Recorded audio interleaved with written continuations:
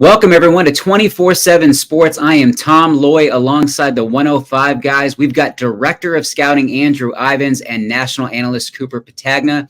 Signing day is right around the corner, so we're looking at 2025 recruiting classes all across the country and bringing fans a look at their soon-to-be signees. We're going to hit a few superlatives and clearly state our take on a lot of these prospects. Today, we're looking at Tennessee. The Volunteers currently have the number 8 recruiting class in 2025, and there are 23 commits set to play for head coach Josh Heupel.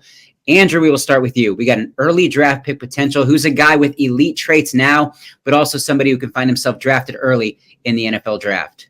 Well, it's the top-ranked prospect headed to Rocky Top. David Sanders, number 7 overall for us, number 1 ranked offensive tackle. This is the reigning Gatorade Player of the Year in North Carolina. Kind of rare to see a corner protector win that title, but he's a two-way guy. He's getting it done on both sides of the ball. Prototypical when it comes to the size. He actually was the first 5-star for us in the class of 2025. Got a battlefield promotion after a very, very favorable showing at an Under Armour camp in Atlanta a few years ago. Look, he's lean, but he is an elite athlete with freaky reactionary skills. I think he's also kind of found a mean streak as a finisher here as a senior at Providence Day High School in Charlotte. This was a massive win for Josh Heupel in Tennessee. They've continued to have to go into the transfer portal to try and find a left tackle, a right tackle. Now they have a chance to grow one in-house in David Sanders. I think the biggest thing with him is going to be adding some size. He is lean, reminds me of Charles Cross, former 5-star that was at Mississippi State, now with the Seattle Seahawks. And the other thing, staying healthy. He's dealt with a number of different injuries over the years, but man, if it all comes together, this is a guy that has a chance to go potentially even in the top 10 of the NFL draft one day. All right, Tom, you said elite traits, so I'm going to go with Marion Dye. Marion Dye has been a little bit of a darling of mine, 6'4", 3/4, 268 pounds. We went back and forth. See, an edge, or is he going to play in that even front with his hand down for Tennessee? And I think he is a beautiful fit there in Rocky Top. I think the biggest thing with Marion Dye that's been a little bit of a head scratcher for us, you turn on the tape, you like the athlete, you love the way he moves. The production has not matched what the physical traits say that he should be doing on Friday night. So what is that going to look like on Saturdays? We kind of went through this with Jordan Ross. Ironically enough, he had 2.5 sacks as a junior, had 13 as a senior. I think Marion Dye's best football is ahead of him. I love the kid. I love the length, the athleticism. I think he's going to go into a really, really good situation there at Tennessee. So I'm going to hang my hat on the defensive side of the ball, go with Marion Dye. I like Dye a lot. I love David Sanders Jr. I'm going with him. Tennessee gets the ball out quickly. He's not going to allow many sacks, if any at all, during his time as a Volunteer. Tremendous athlete, like you said, Ivins, advanced technique, great feet, a lot to like. I think the strength program is going to turn him into a monster. Day one impact, we got a guy who's going to see the field early and often. Cooper, who do you got?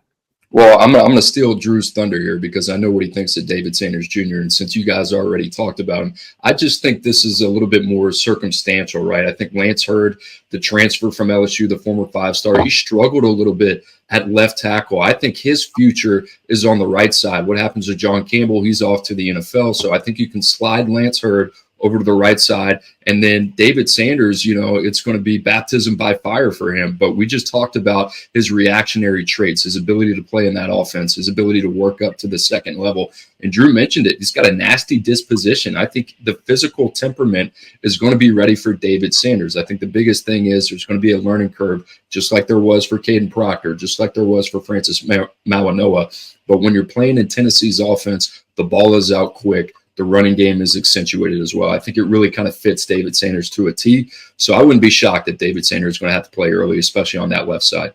And just to add, Cooper, I mean, you could push back here, but I do think David Sanders, from a technical standpoint, a little further ahead of maybe a guy like Jordan Seaton, another former 5-star that has played very well for Colorado here this season. I'm going to be honest, I struggled to kind of find an impact player outside of David Sanders. You look at this class, 23 commits, 13 of them are on defense. Tennessee's defense is loaded, stock full of young playmakers. I think it's going to be hard for a guy to break through there. The name I kept coming back to, wide receiver Travis Smith Jr., just based on what he has done here as a senior. Physically, he's advanced. He's got massive, sprinter-like quads, some of the biggest quads I think I've ever seen getting out on the camp circuit. Here as a senior, 61 catches, just over 1,200 yards, 13 touchdowns. Now, here's the issue.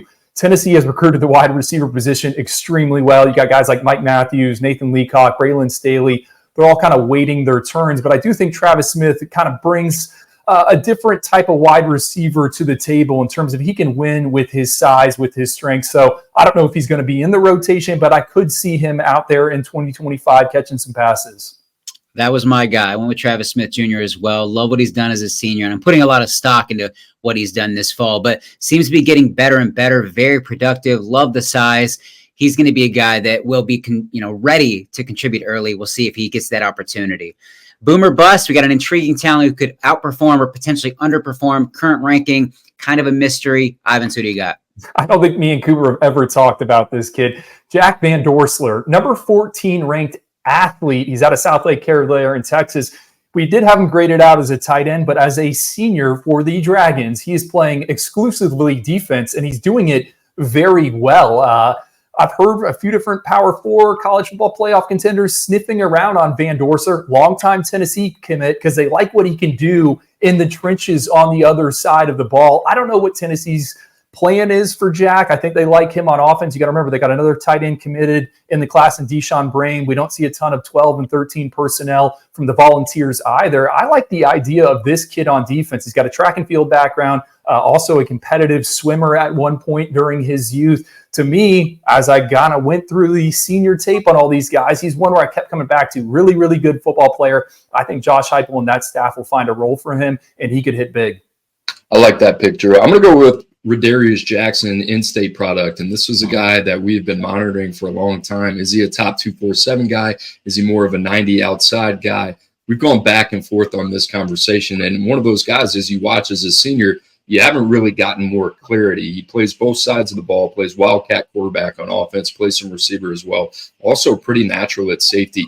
Ran 11.44 in the 100-meter, but this is a guy that's a lower body explosive athlete. Love him at the catch point as well. Plays above the rim, can do a lot of different things, and pretty natural in space as a runner. So Tennessee, when they evaluate these receivers, these are always guys you got to take a closer look at. He's got all the traits, a lot of redeeming qualities there as well. I'm just kind of eager to see what he's going to look like once he gets to campus.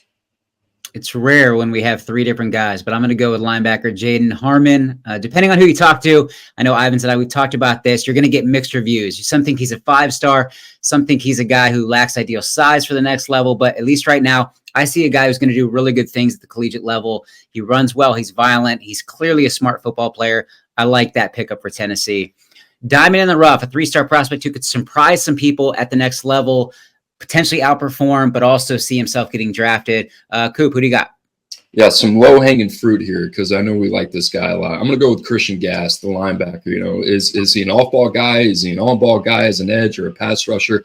I love the versatility. He's a long kid, 6'2 plus. He's got 34-inch arms, a 6'9" wingspan as well. And I love the way that he plays the game, the read and react ability, the ability to key and diagnose and play downhill. I think this guy gives Tennessee a lot of versatility defensively in the way that you want to use him situationally as a pass rusher on third down as well. So I like Christian Gass. I love the temperament that he plays with as well. I think this could kind of be a sneaky kid. If you're looking for a guy outside of that top 247 range that could potentially play early, I think Christian Gass kind of fits in that category really well.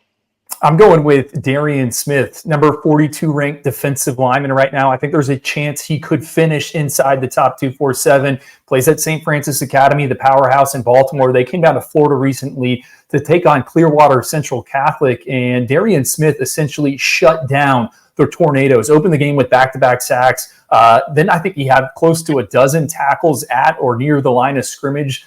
He is a spark plug there in the middle. Kind of lacks the ideal size, but his ability to not only get off and charge forward, but change directions, very, very rare for someone that is 280 pounds. Reminds me a little bit of Tyree West, who has come on this season for Tennessee. I think it's a really nice pickup for the Volunteers in the DMV. Back to back, we got three different guys. I'm going to go with defensive back Onis Konambani. Love this kid. Saw him a lot this offseason on the 7-on-7 circuit. I don't know if he's a safety, a corner. I like him more at safety. Love the vision. I'm a big, big fan. I love that pickup for the Volunteers. But that wraps it up. As I said before, we're going to be hitting a bunch of schools leading up to December's early signing period for Andrew Ivans and Cooper Patagna. I'm Tom Loy. As always, stay locked to 247sports.com.